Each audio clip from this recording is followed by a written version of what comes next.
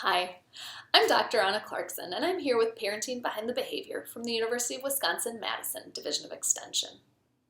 A question I hear a lot is, how can I motivate my kids? Or how can I structure our days so that my kids get the tasks that they need to get done? I am here to tell you a little secret. One of the most important things that you can do as a parent to build a child's motivation is to not schedule anything, but in fact, to create a space where your child can engage deeply in the challenging things that they are interested in or passionate about. Because when we go deep, when we get into flow, so flow is when we're really enjoying something, but we're also doing something that's challenging. You might look down and look up and it feels like a minute, but it's been an hour or 2 hours. When we do that, our brains are practicing motivation. So this might look like creating space for children to play with blocks. It might be that 3-year-old who plays with blocks and they don't hear you at all as they're building their towers. It might be that elementary student who gets lost in her art projects, that middle schooler who can't read enough books about space, or that high schooler who says they're going to go practice guitar for 15 minutes and comes out 2 hours later and you haven't heard any stop in the music in between.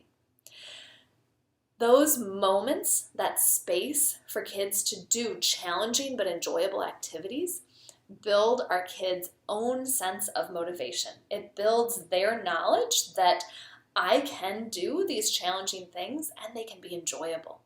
So then the next time that a teacher or a coach or an employer asks them to do something that might be challenging and they need to stay focused and stay motivated, their brain has already been practicing again and again and again, being engaged and motivated on a challenging activity.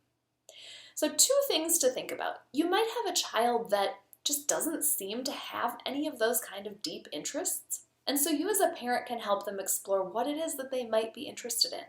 That might be having a conversation with them about what they might like. It might be listening and looking for when their ears kind of perk up. You know, maybe you see them perk up around photography.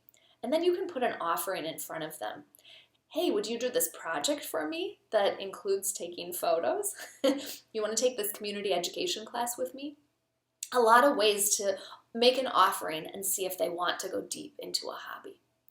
The second thing that we might need to do as parents to give our kids space to go deep into this kind of motivating behavior is that we might have to put boundaries on easy but rewarding activities.